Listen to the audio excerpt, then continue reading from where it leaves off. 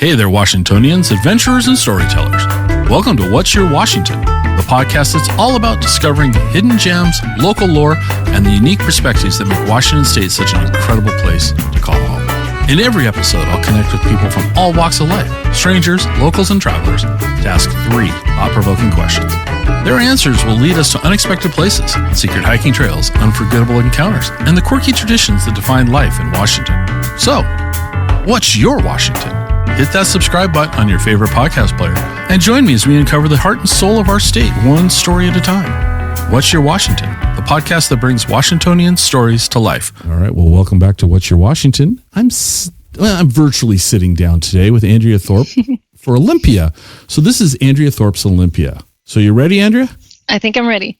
Okay, so what you told me earlier was you've lived in Olympia about 8 years. So the question is, how has Olympia changed since you first moved there? What's changed?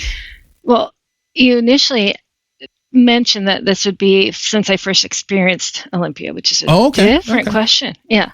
So I first experienced Olympia like 20 years ago or so when I was just driving through to Seattle. Okay. And what struck me then, which is is part of the reason why I was happy to move here 8 years ago, was that it had a small town feel and it had lovely breweries and restaurants and cute shops that were like local shops, and it just felt like a small town despite being a capital.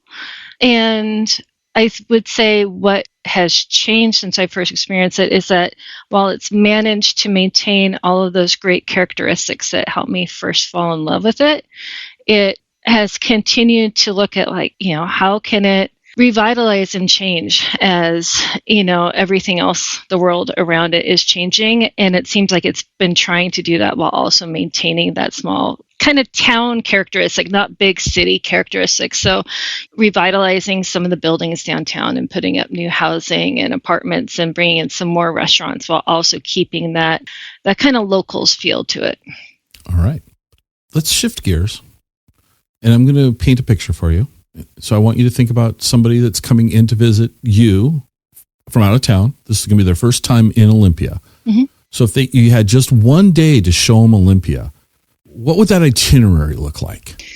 So this is something we've done with several of our friends. We live just near Squaxin Park, which is kind of the large city park up on one of the peninsulas that kind of defines Olympia. And so we would walk kind of through Squaxin Park and the beautiful forests that are there, then along the bay, and then go into downtown. If the farmers market is open, take a swing through the farmers market, which is such a wonderful experience. So many great local farmers and other vendors, and then just wander through downtown, checking out the shops, then take a walk by the lake. There's just a lot to see and experience in this city, and a great mix of the natural environment from the forest to the sound to kind of the more city amenities. All right.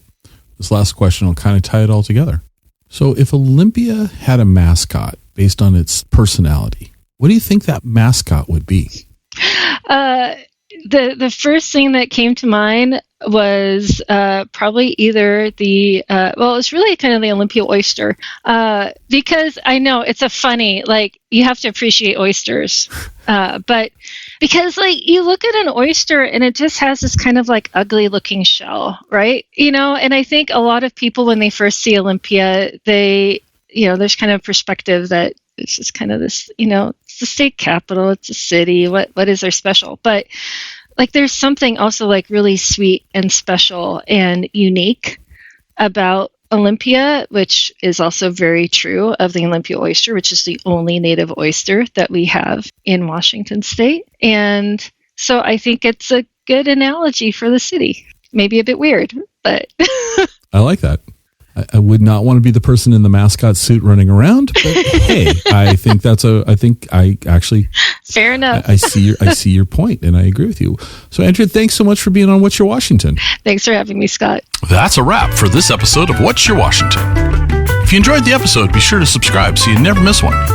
Have a great Washington story? Reach out. I'd love to hear it.